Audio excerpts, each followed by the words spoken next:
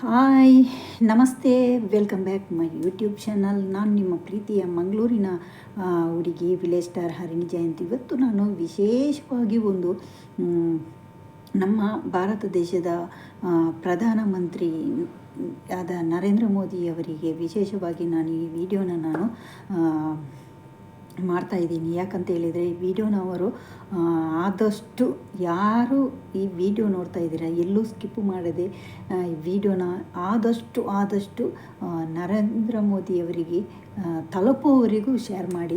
ಯಾಕಂತ ಹೇಳಿದರೆ ಇದು ನಮ್ಮ ಮಂಗಳೂರಿನ ನಮ್ಮ ಕರ್ನಾಟಕದ ಬಗ್ಗೆ ನಾನು ಒಂದು ವಿಶೇಷವಾಗಿ ಅವರಿಗೆ ಈ ವಿಡಿಯೋ ತಲುಪಬೇಕು ಅಂತ ಈ ವಿಡಿಯೋನ ಮಾಡ್ತಾಯಿದ್ದೀನಿ. ದಯವಿಟ್ಟು ಯಾರೂ ಸ್ಕಿಪ್ ಮಾಡೋಕ್ಕೆ ಹೋಗಬೇಡಿ, ಯಾರು ನೆಗ್ಲೆಕ್ಟ್ ಮಾಡೋಕ್ಕೆ ಹೋಗಬೇಡಿ. ಇದು ನಮ್ಮ ದೇಶದ, ನಮ್ಮ ರಾಜ್ಯದ, ನಮ್ಮ ಒಂದು ಊರಲ್ಲಿ ನಡೆದಿರುವಂಥ ಒಂದು ವಿಶೇಷವಾದಂಥ ಒಂದು ಯಾರೂ ನೆನೆಸದೇ ಇರುವಂಥ ಈ ಒಂದು ಅನ್ಯಾಯದ ವಿರುದ್ಧವಾಗಿ ನಾನು ಮಾತಾಡಬೇಕು ಅಂತ ಇದ್ದೀನಿ. ಯಾಕಂದರೆ ತುಂಬ ಜನ, ತುಂಬ ಯೂಟ್ಯೂಬರ್ಸು, ತುಂಬ ಮಾಧ್ಯಮಗಳೆಲ್ಲ ಮಾತಾಡಿ ಟಯರ್ಡ್ ಆಗಿಬಿಟ್ಟಿದ್ದಾರೆ, ಅಂದರೆ ಸುಸ್ತಾಗಿಬಿಟ್ಟಿದ್ದಾರೆ. ಇವತ್ತು ನಾನು ಈ ವಿಡಿಯೋನ ನಮ್ಮ ಪ್ರಧಾನಮಂತ್ರಿಯವರು ನೋಡಲೇಬೇಕು ಅಂತ ವಿಡಿಯೋ ಮಾಡ್ತಾಯಿದ್ದೀನಿ.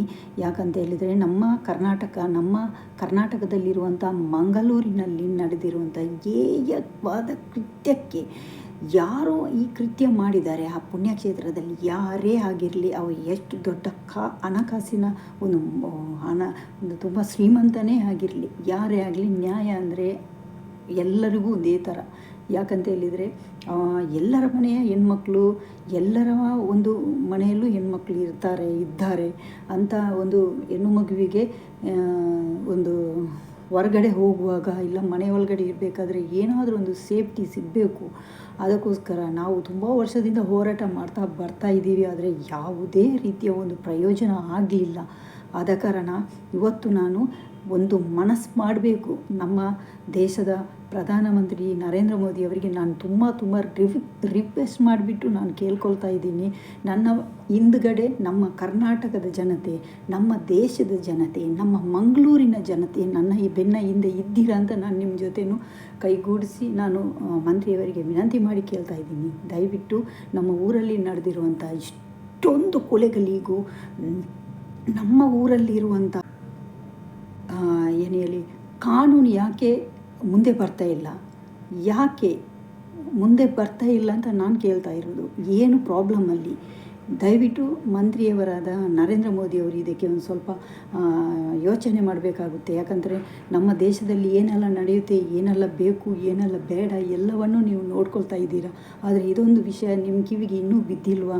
ಆದರೆ ಬಿದ್ದು ಏನಾದರೂ ನೀವು ಈ ಕಡೆ ಏನು ಇದು ಮಾಡ್ತಾ ಇಲ್ವಾ ಏನೋ ನನಗೆ ಗೊತ್ತಿಲ್ಲ. ಆದರೆ ನಾನು ಕೇಳ್ತಾ ಇರೋದು, ದಯವಿಟ್ಟು ನಿಮ್ಮ ಸಹಕಾರ ನಮಗೆ ಬೇಕು. ನಮ್ಮ ಮಂಗಳೂರಿನ ಜನತೆಗೆ ನಿಮಗೆ ಗೊತ್ತು, ನಮ್ಮ ಮಂಗಳೂರಿನ ಜನರು ಹೇಗಿರ್ತಾರೆ ಎಲ್ಲ ನಿಮಗೆ ಗೊತ್ತಿದೆ. ಯಾಕಂದರೆ ನೀವು ತುಂಬ ಸಲ ನೀವು ಮಂಗಳೂರಿಗೆ ಬಂದು ಭೇಟಿ ಕೊಟ್ಟಿದ್ದೀರಾ ಈ ಎಲೆಕ್ಷನ್ ಟೈಮಲ್ಲೆಲ್ಲ. ಅದಕ್ಕೋಸ್ಕರ ನಾನು ನಿಮ್ಮ ಹತ್ರ ರಿಕ್ವೆಸ್ಟ್ ಮಾಡಿ ಕೇಳ್ತಾ ಇರೋದು, ದಯವಿಟ್ಟು ನಮ್ಮ ಮಂಗಳೂರಿನಲ್ಲಿ ಅದೇ ಪುಣ್ಯಕ್ಷೇತ್ರದಲ್ಲಿ ತುಂಬ ಅನ್ಯಾಯ ನಡೀತಾ ಇತ್ತು, ಅನ್ಯಾಯ ನಡೆದಿದೆ. ಇದಕ್ಕೆ ಒಂದು ಪರಿಹಾರ ಕೊಡಿ. ಯಾಕಂದರೆ ಈ ಮೊದಲೇ ಒಬ್ಬರು ಸಾಕ್ಷಿ ಹೇಳ್ತೀನಿ ಅಂತ ಹೇಳ್ಬಿಟ್ಟು ಬಂದಿದ್ದಾರೆ.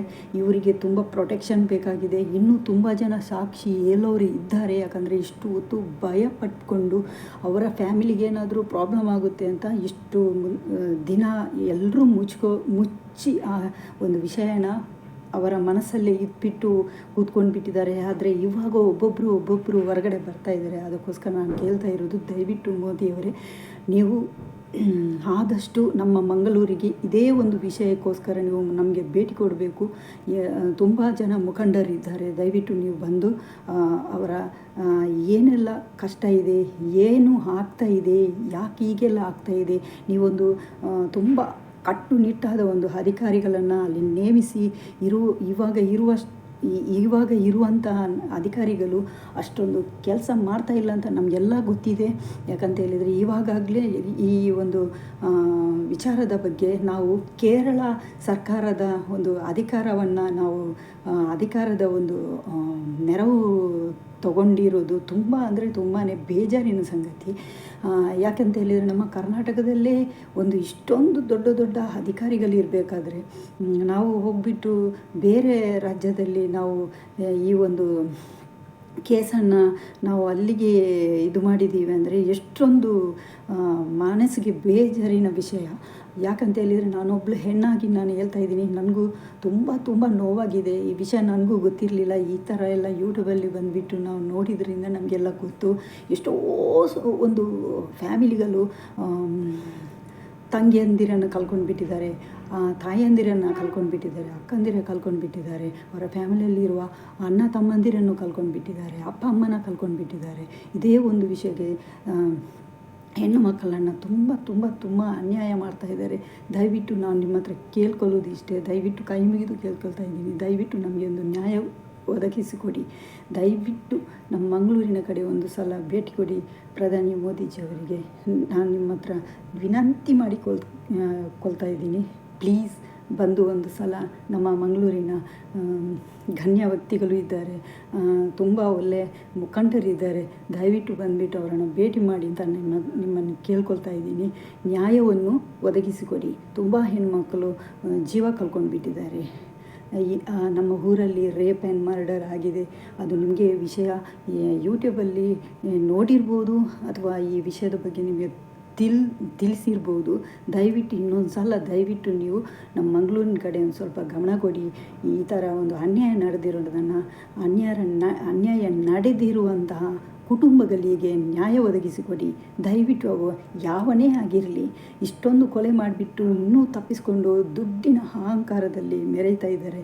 ದಯವಿಟ್ಟು ಅವರಿಗೆ ಅನ್ಯಾಯ ಮಾಡಿದವರನ್ನು ದಯವಿಟ್ಟು ಶಿಕ್ಷೆ ಕೊಡಿ ಅಂತ ಕೇಳ್ಕೊಳ್ತಾ ಇದ್ದೀನಿ. ನಮ್ಮ ಇಡೀ ಪ್ರಪಂಚದಲ್ಲಿ ಇಂಥ ಒಂದು ತುಂಬ ಪ್ರೀತಿ ಕೊಡುವಂಥ ಪ್ರಧಾನಮಂತ್ರಿ ಅಂದರೆ ನೀವೊಬ್ಬರೇ. ಅದಕ್ಕೋಸ್ಕರ ನಿಮಗೆ ಕೈ ಮುಗಿದು ಕೇಳ್ಕೊಳ್ತಾ ಇದ್ದೀನಿ. ಇದು ನಮ್ಮ ಎಲ್ಲ ಇಡೀ ಪ್ರಪಂಚದಲ್ಲಿ ಇರುವಂಥ ಹೆಣ್ಣುಮಕ್ಕಳ ಪರವಾಗಿ ಹಾಡಬೇಕು. ಇನ್ನು ಮುಂದೆ ಇಂಥ ಹೇಯ ಕೃತ್ಯ ನಡೆಯಕೂಡ್ದು. ಎಲ್ಲರೂ ಒಗ್ಗಟ್ಟಾಗೋಣ. ಎಲ್ಲ ಜಾತಿ ಧರ್ಮ ಬಿಟ್ಟು ಈ ಒಂದು ಹೇಯ ಕೃತ್ಯ ನಡೆದಿರುವಂಥ ಜಾಗಕ್ಕೆ ಹೋಗ್ಬಿಟ್ಟು ಇಂಥ ಅನ್ಯಾಯ ನಡೆದಿರದ ಹಾಗೆ ಏನಾದರೂ ಒಂದು ಕಾನೂನು ನೀವು ತರಲೇಬೇಕು. ಗೊತ್ತಾಯ್ತಲ್ಲ? ಇನ್ನು ಮುಂದೆ ಈ ಥರ ನಡೆಯಕೂಡ್ದು.